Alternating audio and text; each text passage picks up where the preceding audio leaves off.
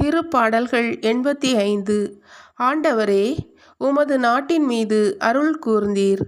யாக்கோபினரை முன்னைய நன்னிலைக்கு கொணர்ந்தீர். உமது மக்களின் குற்றத்தை மன்னித்தீர். அவர்களின் பாவங்கள் அனைத்தையும் மறைத்துவிட்டீர். உம் சினம் முழுவதையும் அடக்கிக் கொண்டீர். கடும் சீற்றம் கொள்வதை விலக்கிக் கொண்டீர். எம் மீட்பராம் கடவுளே, எங்களை முன்னைய நன்னிலைக்கு கொணர்ந்தருளும். எங்கள் மீது உமக்குள்ள சினத்தை அகற்றிக் கொள்ளும். என்றென்றுமா எங்கள் மீது நீர் சினம் கொள்வீர்? தலைமுறை தோறும் உமது கோபம் நீடிக்குமா? உம் மக்கள் உம்மில் மகிழ்வுறுமாறு எங்களுக்கு புத்துயிர் அளிக்க மாட்டீரோ? ஆண்டவரே, உமது பேரன்பை எங்களுக்கு காட்டியருளும்.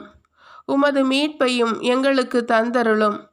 ஆண்டவராம் இறைவன் உரைப்பதை கேட்பேன். தம் மக்களுக்கு, தம் பற்றுமிகு அடியார்க்கு நிறைவாழ்வை அவர் வாக்களிக்கின்றார்.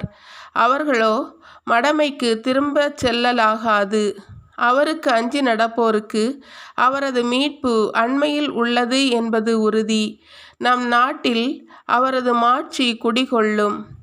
பேரன்பும் உண்மையும் ஒன்றையொன்று சந்திக்கும். நீதியும் நிறைவாழ்வும் ஒன்றையொன்று முத்தமிடும்.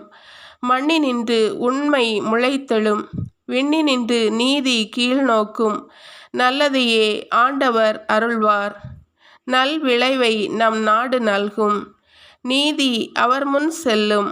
அவர்தம் அடிச்சுவடுகளுக்கு வழிவகுக்கும்.